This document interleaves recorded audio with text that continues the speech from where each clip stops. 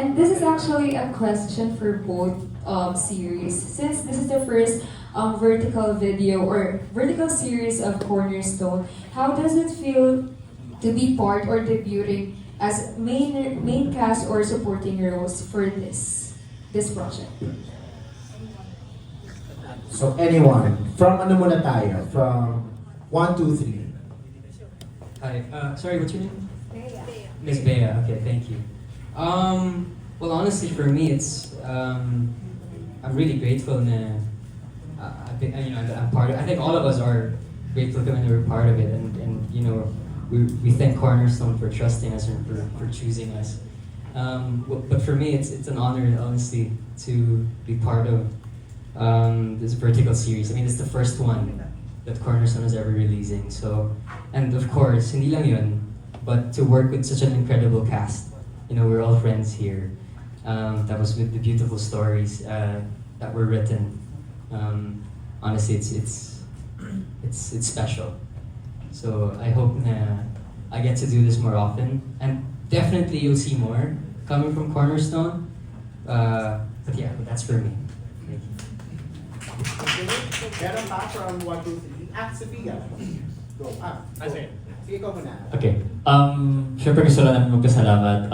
Thank you so much, Cornerstone, for creating this project with us and for us. And syempre, congratulations sa ating dalawang series, My Favorite Liar and 1, 2, 3, Boyfriend ni Marie.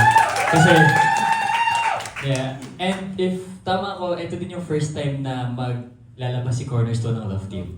Tama. Yeah, yun. Kaya gusto ko lang din yun, pasalamatan na yung in-trust sa amin na ni Nicolas and syempre yung Francesca and the rest of the cast.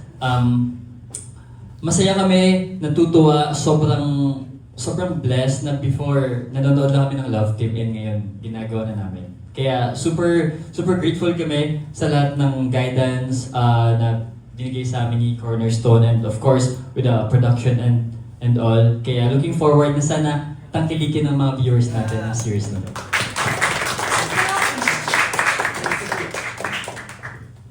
Hi po, Miss Bea. I'm Sophia Jarling, and yung sagot ko pa is 3 words lang, which is nakakataba ng puso. Sorry na, kahit na kontrabida ako dito, ako ay super happy about it because we're also pioneering the vertical series type of thing here in the and it's by Cornerstone pa, and not just that, it's also the first piece of something. You'll see it later. Yes. Okay, yeah, so that's my answer. Thank you. So for My Favorite Liar team naman, Kobe. So, Ano naman may hawak? We are very happy, lahat kami, honored and grateful to be part of this very first batch of vertical series ngayon. 1, 2, 3, Boyfriend ni Marie, My Favorite Liar. Lahat kami dito, mga baguhan din kami sa acting and all. Yung iba na from the P-pop groups, yung iba very famous influencers, pero yun nga, ginawa ni Cornerstone, gumawa siya ng bagong concept na vertical series na showcase pa yung skills, yung talent ng mga influencers and expand kung anong kaya pa nilang i-deliver sa entertainment industry. And because of that, we're very, very grateful. This is just the first of many na vertical series na gagawin ng Cornerstone. So with that, yun. Maraming salamat and we're very, very happy. Tag? Okay, sige, Tag. Honestly, dahil nabanggit nga rin ni Nico kanina na ito yung very first time na mag-create ng Love Team yung Cornerstone. Pressure siya for us. And kasi ito yung first time. So parang, yung expectations nila for us, kailangan namin ibigay din kasi nagtiwala sila sa amin So parang kailangan yung tiwala na binigay nila sa amin, kailangan namin ibalik na mas doble. Kasi from the very first time na nag-create sila to, tapos ako pa yung ako personally na parang na-pick nila. So parang, kasi hindi rin naman talaga ako, ma-acting din talaga ng una. So parang, sobrang nape-pressure din talaga ako kasi mas more on, dance and sing lang talaga ako. So parang hindi ko rin in-expect na ma-acting ako dito, nakasama ko sila. So ayun, nakakataba lang ng puso na sobrang grateful ako kasi nangyari to. That's it.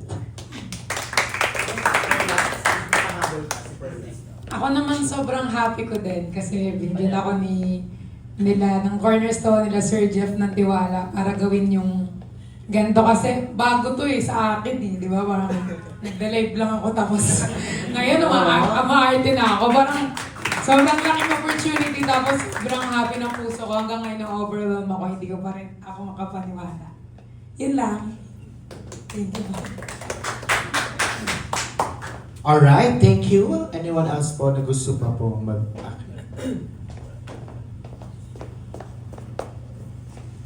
Hi, good afternoon. I'm Jude from News ABS-CBN.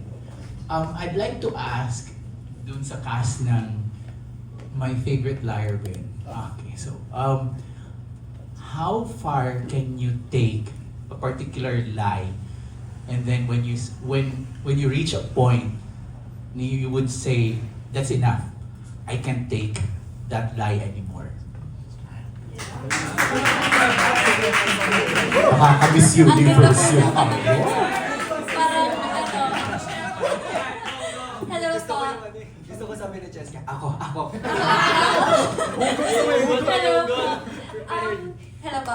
For me po, I think kaya ko mag-take ng lie for as long as ako lang yung naaapektuhan. Pag nakikita ko yung mga tao sa paligid ko or especially kung yung loved ones ko po, nasasaktan na or naapektuhan na din po.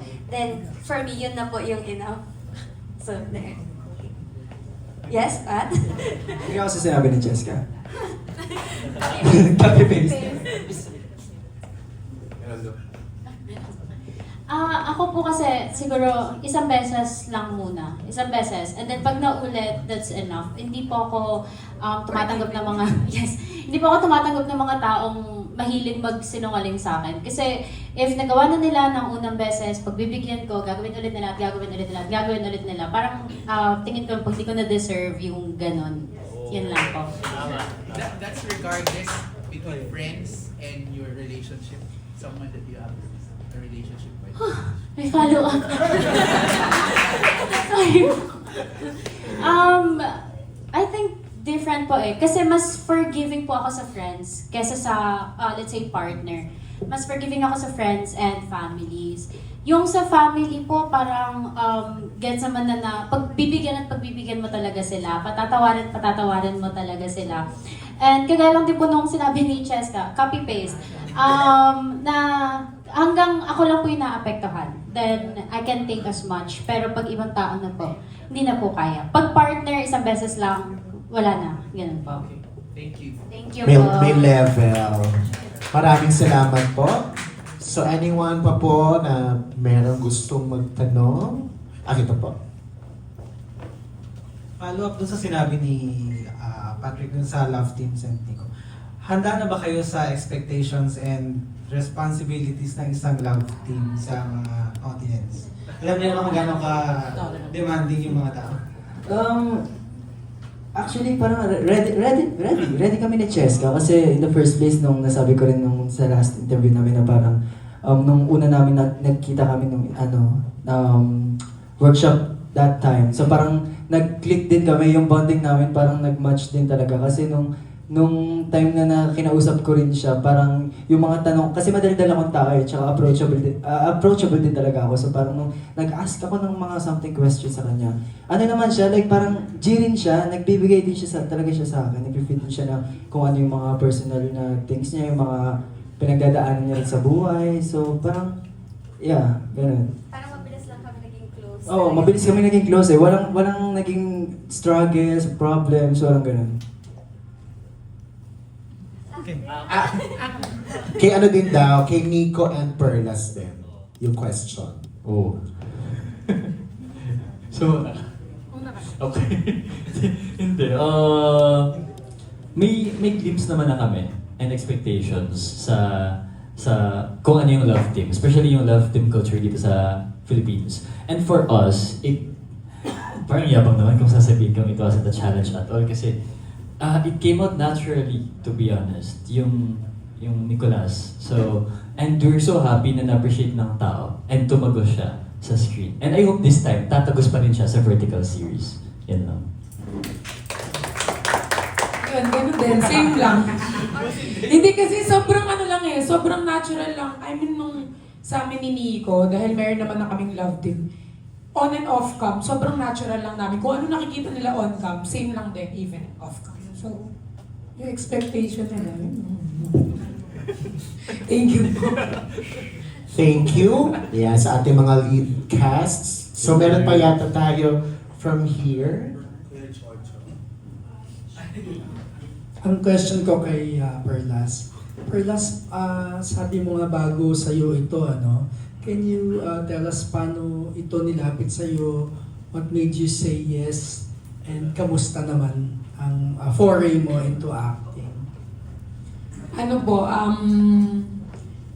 pangarap ko kasi po to dati pa eh. Yung mag-acting. So, nung ninapit siya sa akin, syempre sobrang, ang tawag doon, sobrang natuwa ako. And yung parang yung nag-trust sila sa akin kahit yung hindi pa nila nakikita, yung galing ko mag-act. Kasi syempre yung iba po alam na more on live talaga ako. Sobrang kuwela, ganyan. Yung parang, yung papasukin yung acting, parang ibang ibang form na siya ng So parang ibang platform na siya. So sa akin nung una kinabahan, pero sobrang saya ko kasi nag-trust talaga sila sa akin na kaya kong gawin to. Kaya yun po, yun nagawa.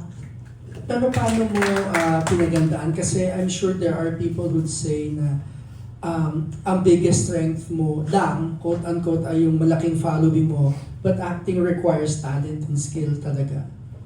Pinagandaan ko po siya kasi nag-acting workshop din po ako rin. Nag-acting workshop din, tapos syempre naghingi rin ng mga, naghingi rin ako ng advice sa mga nag-acting, tapos yung dedikasyon po sa so yun po. Would you like to comment dun sa yung sinabi ko na there might be some people who'd say na yun na nga, ang ambag mo pa lang for now ay yung following mo? Para sa akin, sa mga taong magsasabi nun, kasi minsan, like, for example, pag magbibigay sila ng mga ganong mga comments sa akin, parang inaayaan ko lang. Kasi kung tututok lang ako sa sasabihin nila, maaapektuhan yung buong yung pangarap kong career, di ba? Kung sa kanila lang ako titingin or wala, yun, parang may ambag naman kasi nanonood sila. So parang, hindi, kasi may gawin ka mang maayos or hindi, may masasabi at masasabi sa'yo eh. Pero the good thing is, dapat mag-focus ka lang kung ano yung goal mo sa buhay and kung ano lang gusto. Man, you'll never know. Alam mo si Nora Honor, she didn't even see herself as an actress. But look at her, di ba? Congrats! Oo, ayan. So, meron pa tayo isang friend dito na gustong magtanong.